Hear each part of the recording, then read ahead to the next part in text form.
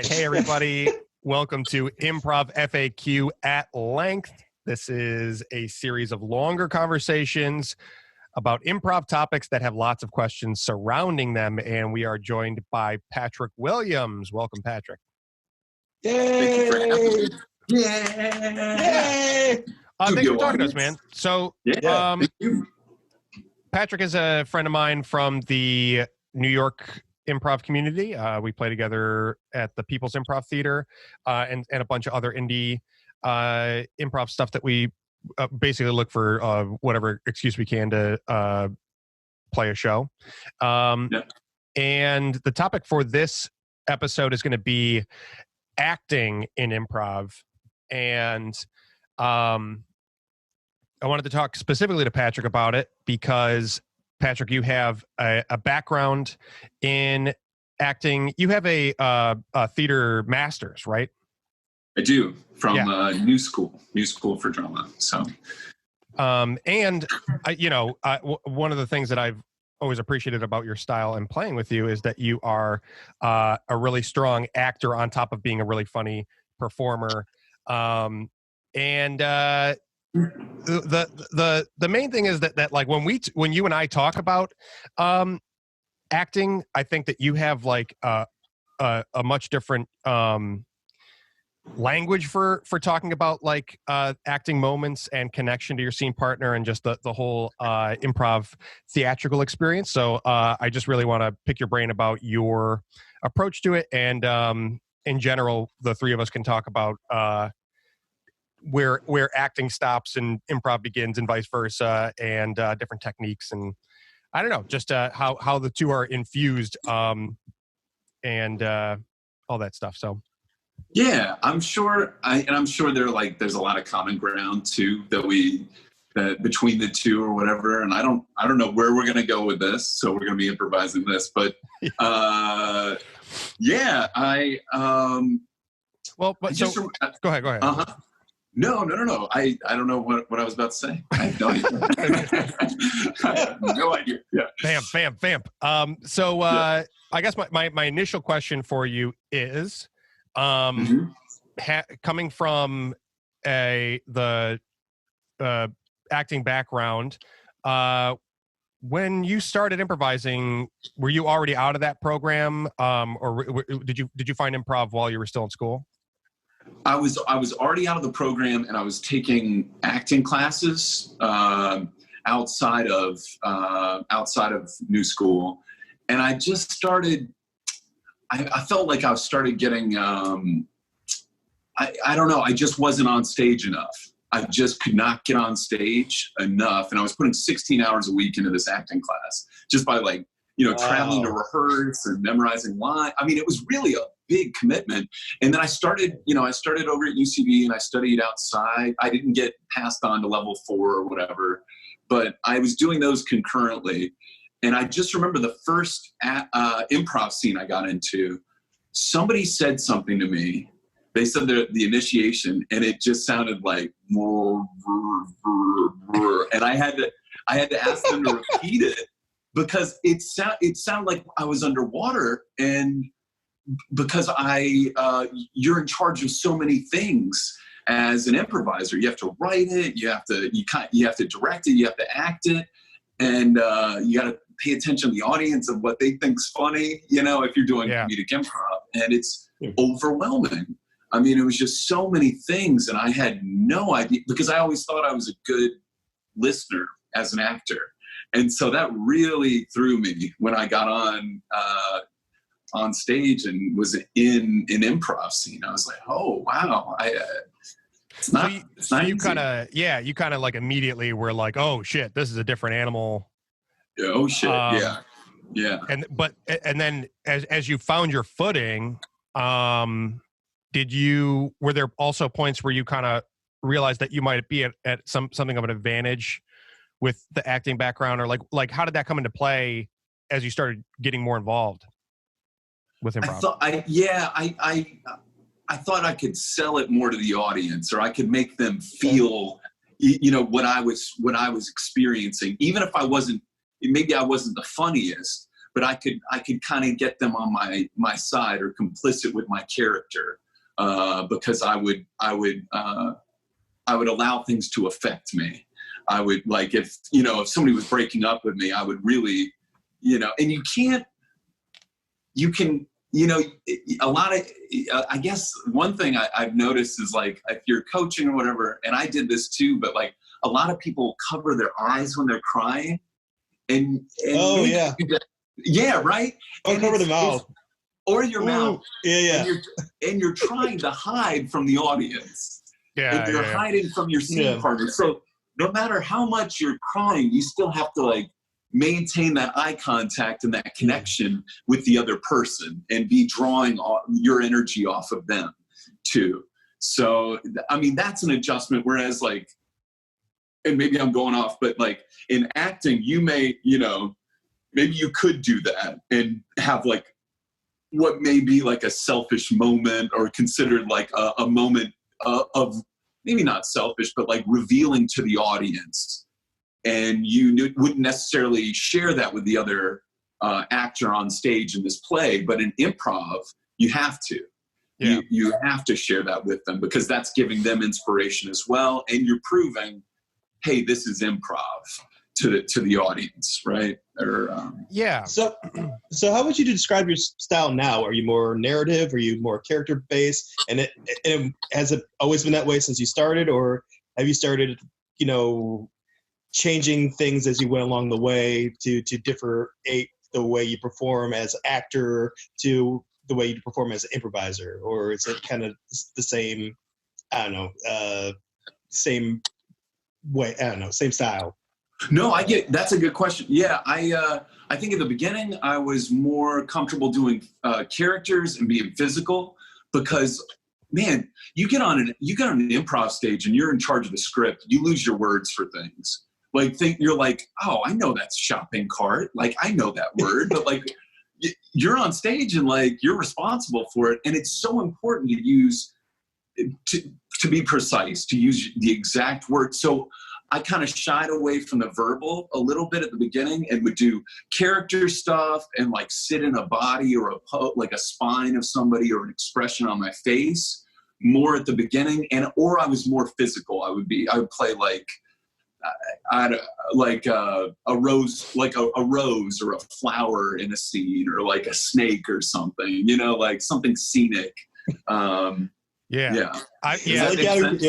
funny because I feel like one of the things that we get along about as players is that you are very willing to do abstract and physical embodiments of and transformations and whatnot, and that's not necessarily about grounded acting, but I think that, like, you have a natural physicality just to get your body involved very easily, and also when it comes to, like, emotion, finding, like, just being easily expressive about that stuff. And I got so maybe we can crack it open to, like, training in general, because in my mind, one of the things about improv and versus acting is that I feel like in improv, we train imagination, and just to get back to that kid-like play, but we don't really always. There's not a lot of, in my experience, hard skills or, like, technique when it comes to acting and selling character. It's a little bit more, what do you call it? It's a little bit more like, it's talked about more than there's skill sets or techniques that are offered. It's like abstract. It's kind of like figure it out, like Montessori school. It's like figure it out on your own. Or yeah. It's a little bit more because it's exercise and gameplay and stuff that's like, like the character walks and spacewalks and stuff, that are meant to just get you, like, playing. But when it comes to like okay, have a believable emotion and express that in a believable way, or to quickly gain, like, character wants or perspectives and kind connection with and relationship with your partner, stuff like that I would imagine is a lot more focused on as like character study and script analysis and like subtext in acting settings. I feel like, that's not as prominent in the training of an improviser. So I'm just curious, like what different ways does like acting training in your experience differ from improv training?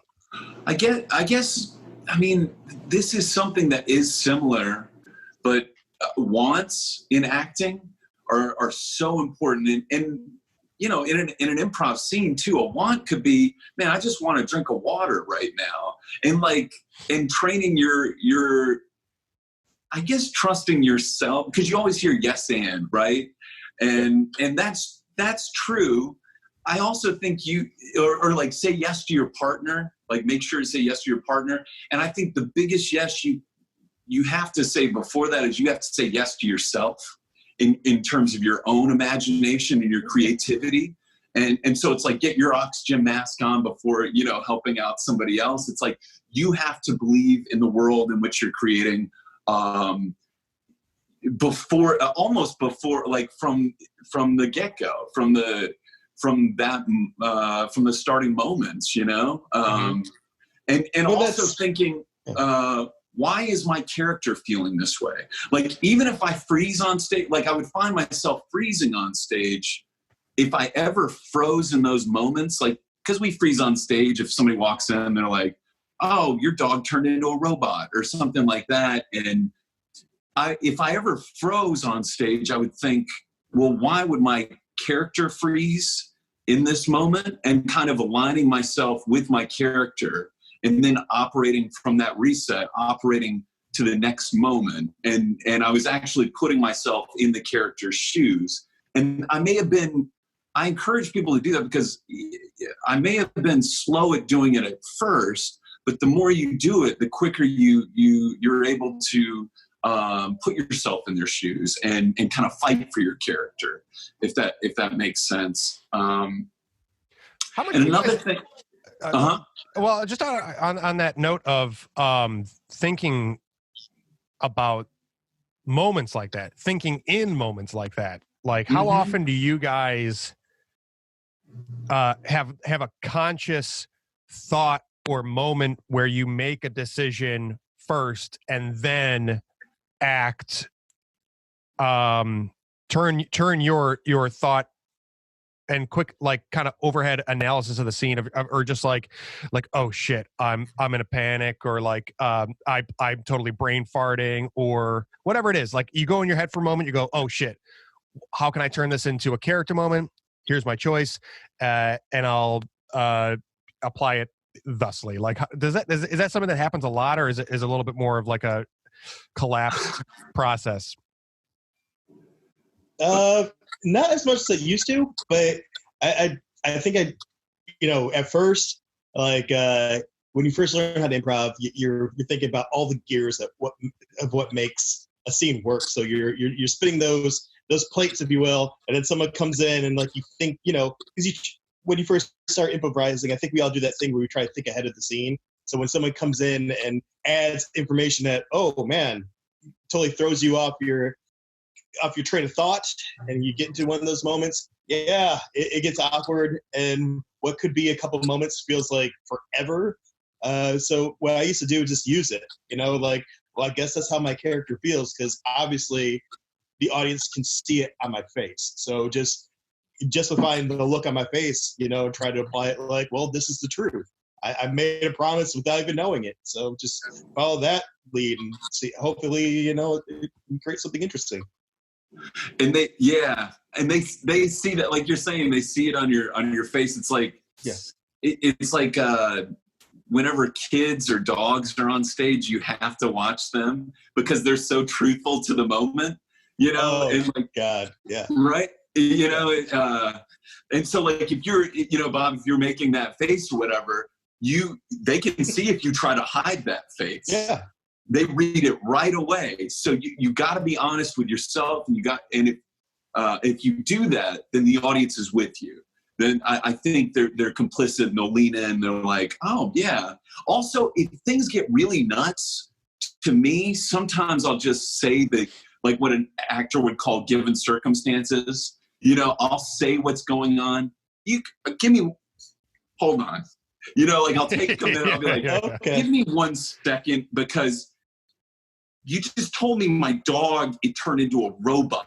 Okay. You know, or whatever it is. I don't know why I'm stuck on that. And then this kid's golf cart just flew right through the front window of my living room, and I got to sign my kid's report card. Okay. You know, like, or whatever the crazy thing is, just saying all of those crazy things, I think you start to believe it, and you're taking note of what's going on in the scene. And you're also like laying it out there for the audience, and they're able to like root for you, because they want somebody to root for. I think ultimately, like the audience wants to pull for you, you know? Yeah. Which is no, where like we. Go ahead, Bob. Go ahead. So go ahead. So what you're basically saying is, like, I like your statement, because basically all you're saying is, by acknowledging it, is like the ultimate yes. Yes, this has happened. Yes, I have to sign a report card. Yes, my dog's a robot. And then is your truth. So, I mean, we've all had those experiences, like, especially when we first get started, like, I don't know why everybody's laughing. I just said what I felt. And those are the best laughs, because we're all in the same boat. We all just be like, it's your ultimate release of tension, which is where most laughter comes from. Because, like, okay, we all looked at each other, gave that nod. Yes, this is a thing. Let's move forward. Yeah, That's right. I mean, I'll say that most of the time that's my goal, or that's my desire for how my playing will happen, is that, like, I just kind of let things affect me naturally, and stay lively and sensitive to everything that's happening. And I love the idea of just, like, instead of trying to hide what's going on, is to lean into it or use it. I also will say that there are just times when I'm just not in the right zone for it, or it's not happening, and I kind of have to manufacture it. And then instead of it's like, if you're gonna think or restrain or try to control things, you better not look like that's what you're doing. So I feel like, to me, there's also a way to kind of like mask and stay externally like you're in the moment, but when in fact you're like fuck, what, like I seem agitated, my character seems agitated. I'm just gonna make a choice on who that is to me, and I'm gonna what, you know what I mean, like, but you're masking it enough to be like, I'm not in the moment, but I look like I am. Right. And we can't, you know, like when I went through new school, it was loosely Strasbourg based. So it's like the magic if, it's like, you know, really trying to put yourself in the character's shoes. You know, what are the similarities between myself and the character? And, you know, sometimes doing like preparation work to get yourself emotionally in the scene under the given circumstances, right? And I had trouble with that at the beginning doing improv, because I was like, if I had to cry in a scene, you know, I really thought, you know, well, I'm a real actor, like I really have to cry in this scene. Feel it, you know, if I don't feel it. But then I was like, nope, I'm gonna fake it until I make it. And I had a teacher say, and you start to believe it after a while, and the audience starts to believe, if you really go for it and put yourself out there, the audience, you know, the audience will see that you're doing that and that you are being vulnerable. And it's like, it's commendable. And maybe for a second you make them believe you really are a dad who's breaking down while his lawnmower is just like screwing up on him because the guy's life is going to shit in real life, you know, or like maybe they feel something for you. I had, it makes me think of my teacher, Robert Walden, who he said, you know, a little bit of cherry pie is still cherry pie. So it's like even a little bit of the emotion is still the emotion, you know? Yeah. And this is an acting thing too. This is also a Robert Walden thing, but he would and I think I'm gonna try to do it now. But like he would say, you know, just there was this tale of like the Russian army and like trying to see the Russian army up over these hills, and like when you're on stage, it was an exercise, and you would try to see this army and your eyes would scan across, and just the act of trying to see it, the audience could see you doing that and believing in your own sense of play. Does that make sense? Sorry, I went out. My video went out for a second, but does that make sense?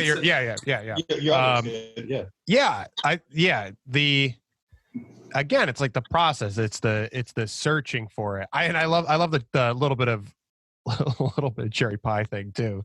Yeah, dude, that's a great one. Because you might as well go for it. Like I guess there's no sense in like holding back or kind of restraining or keeping yourself to being always the straight character or always the stoic character, because that can be funny, but like if the reason you just don't want to be stuck in that place because you think it's a wasted effort to try the believability or the visualizing things or feeling things. How do you? It's like, what's that? How do you? So when it comes to being present, I got 3 questions that I'll just kind of throw out there because in hopes that I don't forget them. I'm curious about how you guys think about being present and being connected. Like what kind of terms you put that in for yourself, and kind of how you check in with whether or not you're being present and whether or not you're being connected. Also, like whether or not you feel like your scene partner is doing that. And then also on deck would be like, I love hearing you talk about like those emotional places and the audience rooting for people. And I'm kind of curious, Patrick, in that conversation of character and honest moments, like how you think about keeping things in the realm of comedy, or how you do such a good, authentic acting job, but ensure comedic moments out of it. So, keeping present, keeping connected, and keeping it comedy are my topics to throw out there. Cool. So I think present is it's you and it's eye contact. Like I really think it's about checking in with that other person for me. And we don't do this in improv rehearsals because it's all about comedy and it's like scene work and stuff, but just sitting with somebody knee to knee, like very close, and having your hands up like this and them having their hands on top of you and just looking into their eyes and breathing, you will be amazed at the types of emotions that come to you. You'll go from hysteria to laughing to, really looking deeply into somebody else's eyes and just getting lost in somebody. It's almost like it feels trippy after a while, even if you do it for 5 minutes. And just, I've heard this before. This guy at a bar, I've never seen this guy before in my life, but he said, if you really look at somebody, you'll see your reflection in somebody else's eyes. So if you really look at somebody, you're seeing yourself in somebody else, essentially. And the improv rehearsals or the shows that I had a tough time looking at people, it was probably because I had a tough time looking at myself that day. You know what I mean? Or I had a difficulty like dealing with what was going on with me that day. But I really think it's for staying present, it's connecting with that other person and being vulnerable to that other person, because ultimately you're up there dancing with them. And if I'm dancing with you and really dancing with you, the audience doesn't matter. And that it does this weird thing where it pulls them in even more, because if we don't need them, they're going to be pulled in, So making sure you're dancing with your scene partner and taking in them, I think that's the best thing, because it'll affect you. It has to. It will. Yeah. So being present for you, that's like being present and being connected are kind of one and the same, that they go hand in hand. And being available, making yourself available for connection. And I'll do something. I like to do something physical, usually to kind of before I get on stage, get my heart rate up, because then it's more difficult to get my heart rate up whenever I'm on stage, and I don't feel. And when I do feel that pressure, and I used to eat bananas. I don't like an hour before my shows. I would and stretch, and oh, this is a good one. I'll say this real quick for being present. Tongue twisters, very good to do before a show. And it's not just an acting thing, but because if you're doing a tongue twister, you will mess up the words. If you were thinking, oh, what am I going to do out there? How am I going to do this show? You'll mess up the words in the sentence. But if you're really in the moment, all you can do is a tongue twister and execute it the right way. So it'll bring you right in the moment. And I'll do push-ups before. If I'm feeling really nervous, just to, like, not too many, you don't want to be too winded, but like just to get me, just to get me in my body if I'm feeling a little off, you know what I mean? Yeah. And you can always take a breath. You can, really, it's not as, we think it takes it, that we need those precious seconds in an improv scene, but just really being like, okay, so this golf cart, like taking a breath, taking a second really is powerful. It's you're taking a second for yourself, and the audience appreciates it too. And really letting them hear that exhale, just going, because if you're holding your breath, the audience is too. I think that's true. Yeah. They'll mirror you inadvertent, without even trying. Like they'll follow your lead. I always when people break, excuse me if you can hear the sirens of New York in the background, but there's I forget what they're called. Mirror neurons is the idea. It's just basically reflective emotion that people reflect each other's emotions. And so I feel like when people break on stage that it's kind of contagious because you're giving that joy of having a fun time and there's the just social mirroring thing of being in on that experience, and seeing you break makes the audience kind of crack up too. That's how I feel. Yeah. And I also feel like that's true for tense moments where you're nervous or where you're uncomfortable or you're not letting yourself breathe. That is the kind of similar but other side of it where breaking, there might not be something actually content funny happening, but breaking makes the audience break. Being tense or uncomfortable makes the audience kind of tense and uncomfortable too. Totally. Yeah. Well, I had an instructor that told me one time, an awe moment is more of a compliment than getting a laugh, because it's a lot harder to achieve. If you can create a character in a short amount of time that the audience has empathy for, and you can make them go aw rather than laugh, because laughter is sometimes they're going into that building expecting to laugh. The word comedy is on the side of the building. They expect that. But they don't expect to actually care, because I don't think most audiences equate those two words. So to go in there and to actually, make a character up that's likable, or they actually care about, and then make a choice that's not necessarily comedic but good for the story, and they go, "Oh, that's one of my favorite things." So seeing the moment being connected, showing that you, as a character, cares about the other character, and just coming up with a scenario that affects somebody who didn't expect to be affected in that way, I think is a fun way to play as well. Yeah, I love that. That made me think too, but I was I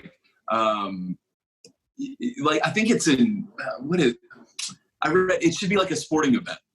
The reaction should kind of be it's something oh, or if your character dies, they should they should.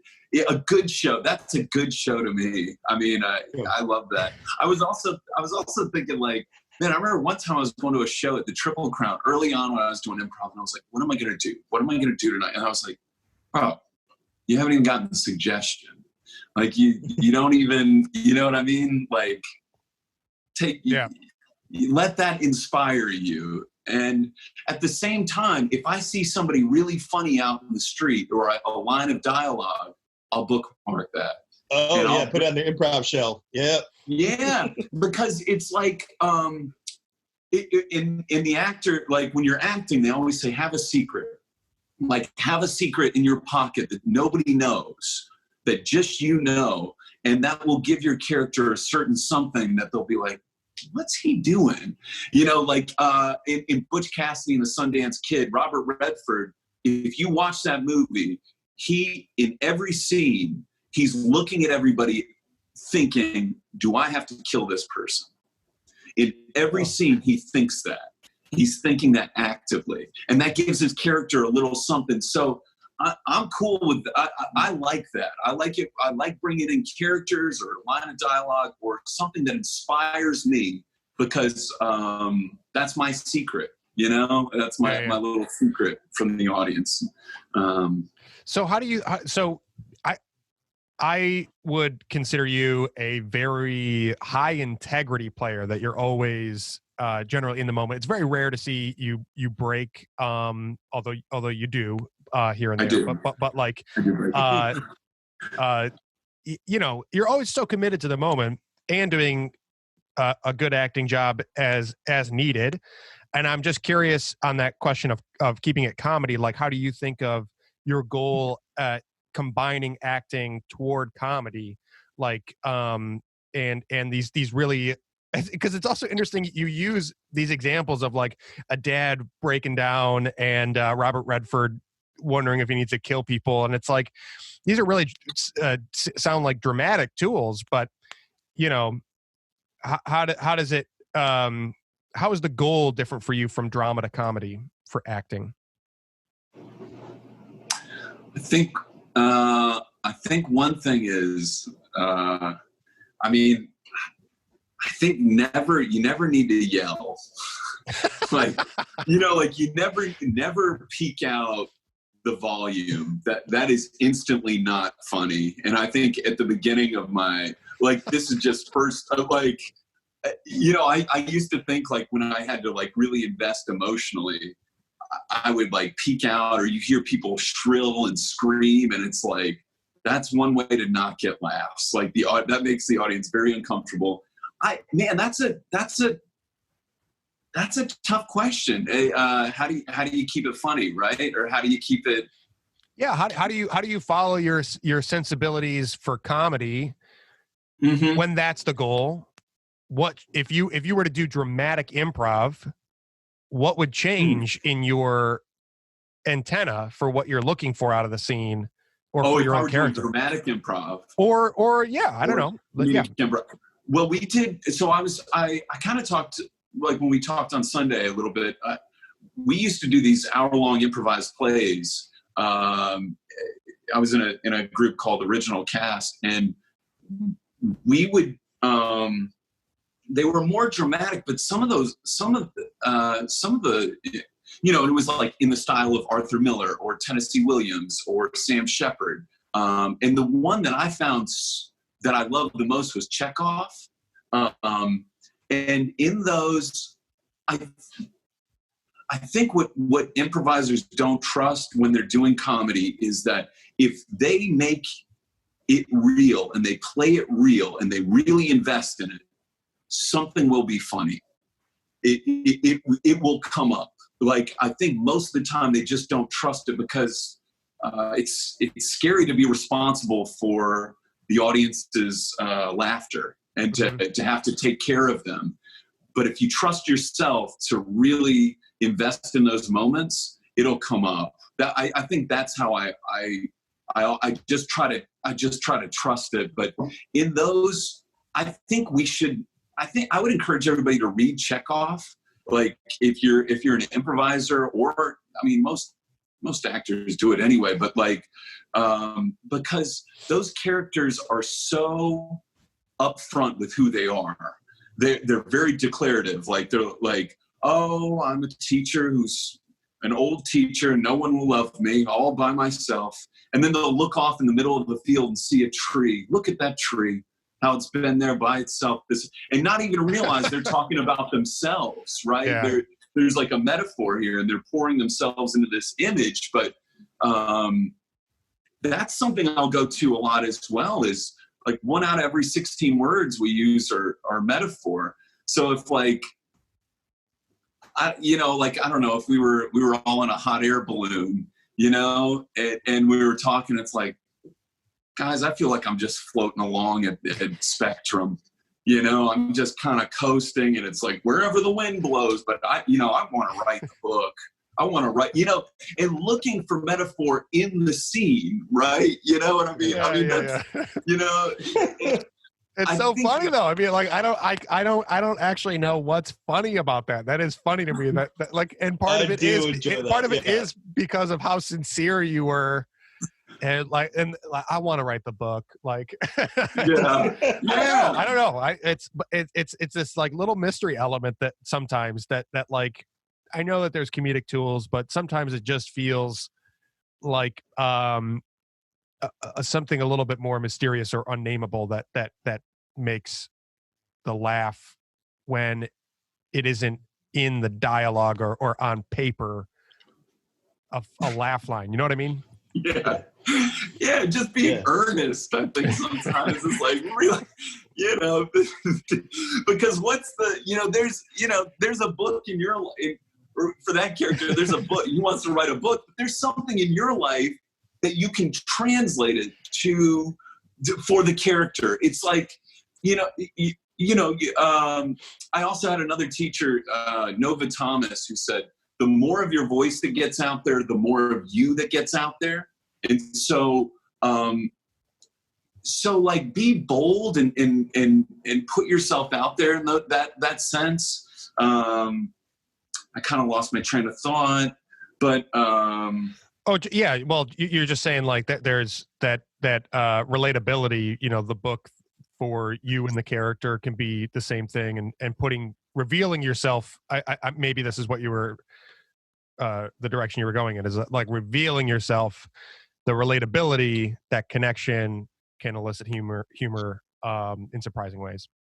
Right, and like if you're one of those people that's like, well, I can never kill somebody. It's like, well, imagine if somebody hurt your favorite pet or your brother or your sister. Like that's an acting thing, but like, I would never, I'd never cause a scene. You have to ask yourself those questions in improv as well, like to make yourself a better actor, and then also to be able to translate that to improv. You have to ask yourself those questions and be willing to go there and kind of translate it to yourself. Well, what would make me this mad? Or what would make me just completely break down in the middle of Whole Foods while I'm picking out like soy sauce or something? It's like, or like, I don't know what it is, but just kind of translating it and be like, oh, this is a little, maybe like your scene, when you see your scene, going back to that, like holding your hands out and like really looking at somebody, maybe I have to fall in love with this person in a scene, and maybe maybe you're not in love with this person, maybe that's in the scene with you, but also looking at their face and seeing what's similar to somebody that you do love. Oh, they have like a mole over their right eye, and this woman that I love, or whoever it is that I love, has that as well, or their lips are kind of similar, or like trying to draw those comparisons. And that's tough to do in the moment, but the more you try to do those kind of things and slow down and do that, the easier it becomes on stage when it's real time. I don't know if that makes sense. It does. I mean, in general, I think that, again, that's kind of why, for me, in the question of acting and improv, that the technique and the skills and the opportunities to apply the things that you're saying are more obviously more common in the acting classes for acting's sake, and because you fixate on content, and you get to like play with the content and imagine, okay, well, the script says that I do this, so I have to imagine myself in a emotional state that would warrant that. And so what is that for me? But in improv, because you're doing everything on the fly, there's fewer opportunities to really sit and dig into the specifics and imagine yourself and translate those things. There's not even the same costume prop kind of thing of like this like you said, the mole or the beauty mark, something that they're wearing. It's like you get to fixate on different things with acting and theater in those ways, and it's a little harder to manufacture that in improv.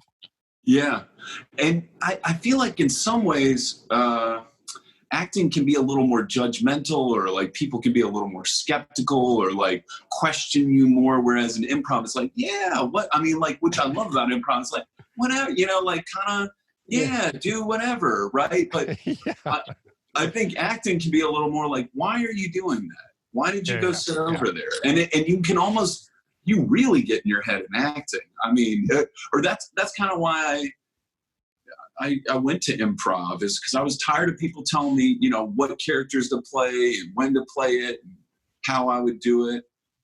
But I think that kind of, it helped me. It sounds like getting reps on that, to being able to run that types of exercise repeatedly. Then, like you said, it's like it's going to get you in your head when you're doing it, but then when you get freedom to roam, then it happens faster because you have that like muscle memory and just that the whole conditioning to it. Mm-hmm. And I remember there was just while I'm thinking about it, I was working on in scene study class at the same time while I was concurrently starting over the pit and taking improv classes. I was doing a scene from Danny and the Deep Blue Sea, and I got the emotional state, like I got really worked up into this state, and the guy's drunk, and he's just had a tough life. I mean, the guy, I don't know, you probably read it, but like he's had a tough life, man, and he just fights everything because that's all he's ever known. And I kept getting stuck in this one part of the scene, and the acting teacher, he's like, every week we'd come back and he's like, that part's not, and I was like, yeah. And I remember this one class we were doing it, and that part in the scene was coming up, and I was starting to tighten up, and I was like, man, it's about to be that part of the scene.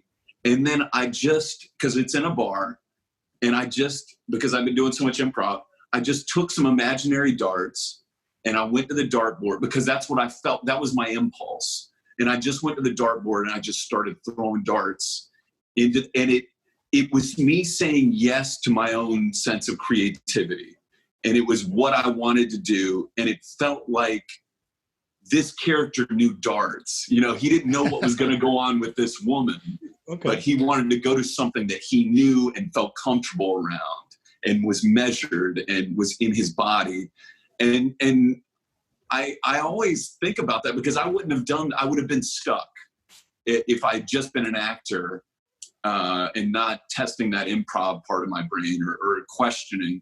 And it was kind of like a level up for me because I was like, oh, I trusted in my own sense of play enough to follow that impulse. And so then they do kind of weave into each other and are tethered to each other, acting and improv, I think, or they benefit each other at least. Oh yeah, absolutely.